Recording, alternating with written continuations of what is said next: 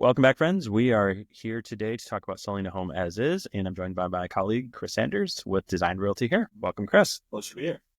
So we're going to talk about selling a home as is. We've had some interesting conversations around what as is and what it means and how it's perceived.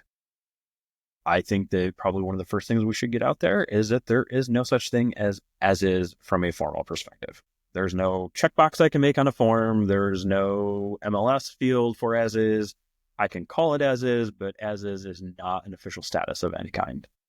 Agreed? Agreed. It's just a hyphenated word in a marketing description. Yes. And one of the things we were just talking about is listing a home with confidence. And I think that putting it as is in a listing immediately tells buyers, I'm not so secure about my home. I think I have problems here, which to me, especially as a listing agent working with sellers, I want to go full chested into my listings with confidence. Even if I know they're turds, I want to go into it with, I just don't want to give the buyers, before we've even started negotiating, given up that I know that. I totally agree. A lot of the retail buyers in the market see that as a bit of a red flag, which isn't what you want when you're marketing a product, which is exactly what you and I are doing. Right. And then also, you're right, you're not confident. Yeah, I agree. You're going to get beat up. And one question that I really love is, what are the advantages of selling a home as is, especially in a competitive market? And straight up, the answer is none. There's no advantage. You don't gain anything. Again, going back to the formality of it, you can say as is. It doesn't mean a buyer can't write an inspection contingency, and they're probably going to be more likely to. And they're probably going to be more likely to want to negotiate because they smell blood. So there just is no advantage. I think it's all disadvantage. If you've got a home that needs some work, you got a home that needs some work, and we deal with that. We don't deal with a home that we just say, oh, yeah, it's garbage. Because that's what I just see when I see as is.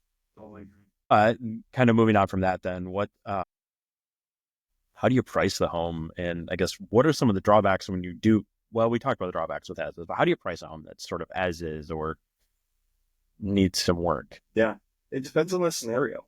Generally speaking, I'd probably try and price it just like I would any other home. I'd look for comparables in similar conditions, see what they sold for, see how long they sat for, and then I'd go take a look at the home. I mean, if it's small stuff like, hey, the outlets aren't GFCI protected, Right. really.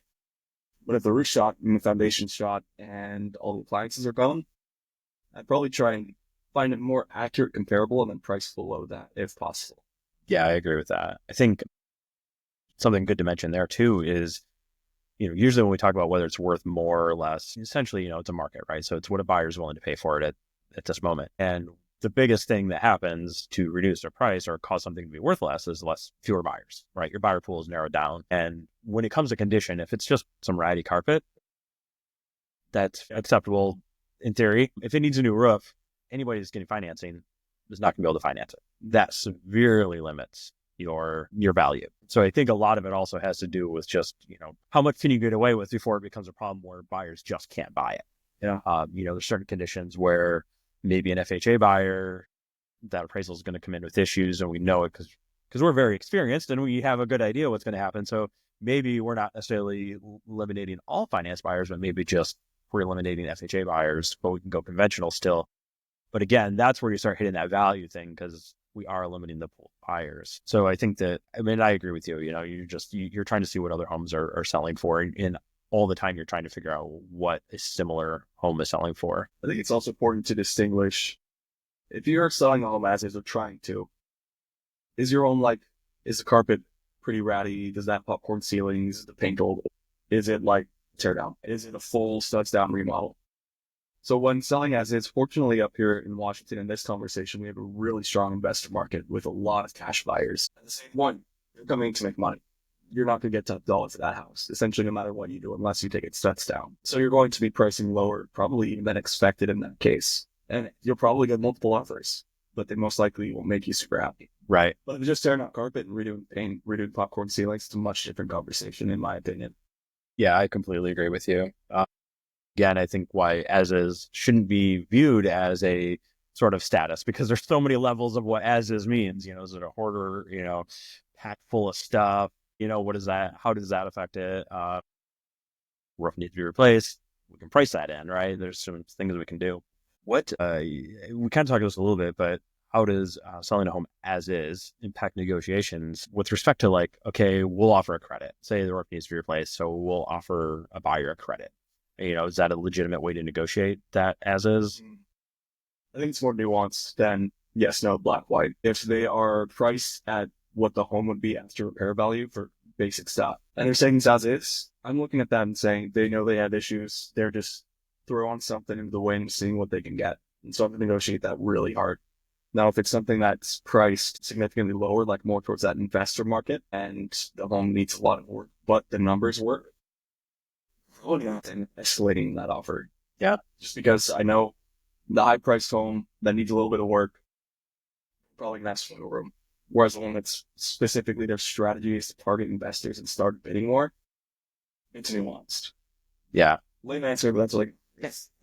No, I think you're right. I think some things to consider when if you're thinking, okay, we'll offer credits, is credits aren't an answer to everything. Again, going back to if it needs a new roof. If your roof is shot and you need a new roof, offering a credit doesn't help that finance buyer because the roof is going to have to be replaced before it closes, generally. So that credit really doesn't do anything for you. You're not helping yourself. In fact, what could happen is you get into an offer, you offer a credit, and then you get the appraisal back, and the appraiser says roof's got to be replaced. Now you're still having to replace a roof. So if you didn't plan for that, then you could be in a worse situation potentially too. So I think that, yeah, when it comes to offering specific things, I again, kind of like one of our other videos, I think you just kind of, you have to price for what it is. Yeah. You can't try to, do something special, or there's no magic wand that's going to make this a great sale. If you're going into it with that view, it just is what it is. You're selling, a home that's got issues. For that situation where you need to sell grandma's house who recently passed away, and you don't have 30 grand to replace the roof, like you're not stuck. There are vendors that will like float to close specifically with a lot of them. And that's been a great tool for some of our sellers in those situations. Absolutely. That is huge to be able to do that. And that is a wide range of things. It's something we have an advantage of because, like you said, our vendors, most things we have a vendor who will float that to close. And especially if it comes up in the middle of a transaction when we know we're going to closing. Depending on the ticket, the price of the item can also make a difference. What are the buyer expectations? I mean, we talked about this a little bit, but your buyer is like, hey, this is as is. This looks like, good negotiating opportunity. What are their expectations when they go into it? Yeah. In my experience, I think it's split about 50-50. Some smell blood in the water, like we do. See the negotiating room. Some are excited to come in and get the halfway decent deal usually. Others get scared. Others see as is and go, oh my God, the house has issues. I don't even want to go look at it, which is the wrong mentality in my opinion. What do you think about it? I agree with you that that's the wrong mentality because, again, it's all perspective. Mm-hmm. This is such a subjective thing. I see as is. I don't know what that means. Maybe a seller is very concerned about something that actually really doesn't have big issues. First of all, don't rule it out because of that. Go see it. But then work with your agent and see what negotiating power you have. Start talking to that listing agent and have the conversation and just see where they're at. Maybe they know they're going to have to negotiate and maybe they're just stuck on it. Maybe it could be a hardship situation too, where the home is in really bad condition, but their mortgage payoff means they have to get X amount and there's just no wiggle room. I don't have a good answer for anybody in that position because there is no good answer. You're basically going into a short sale position, but I don't think it changes buyers exponentially when it's as is. I think, generally just like every other transaction, we're going to negotiate through it. Yeah. I don't see any big changes there. And then the last question is, how can sellers ensure they're getting the best offer on an as-is property? I think if you're marketing it as is and you get an offer, it's probably going to be about the best. I think just getting an offer on an as-is property, again, I recommend anybody market it as is. So this is a situation I wouldn't typically see myself in. Do you have any thoughts on like how they can insure it or what they can do? No, I agree. Start, even if the house needs work, you should market it like any other house and roll it out as they can. Yep. I think one thing that, we've talked about in the past is, agents who try to kind of bully their clients into lowering. I also wouldn't necessarily take that strategy, and I would be cautious of that. Again, make a thorough strategy, make sure you know what you're doing versus just lower the price, right? Because sometimes that is the answer. Doesn't mean that isn't the answer, but your strategy should be a little more nuanced than that. Sometimes you just let's sit for 6 months with the same price because we just need the right buyer, and that's all there is to it. Yeah. And to pull the curtain back a little bit, that's to the broker's discretion on the front end. Yeah. Like if they come into the listing point and sit down with the seller, and the seller very obviously wants to overprice the home, if you can set the expectation, like, look, if we don't sell within 2 months, we're going to need to talk about lowering the price, and the seller won't, and the listing agent still takes that listing, it's kind of on them. Yeah, absolutely. Or at least, again, having clear communication and saying that you're not going to sell, but sure, I'll sit with you for 6 months. Sure. Yeah. Sometimes that's what you do. But yeah, again, just having a strategy and making sure that there's some kind of plan in place and not just, hope and pray, because we know that that doesn't get us anywhere. At least not with selling a home.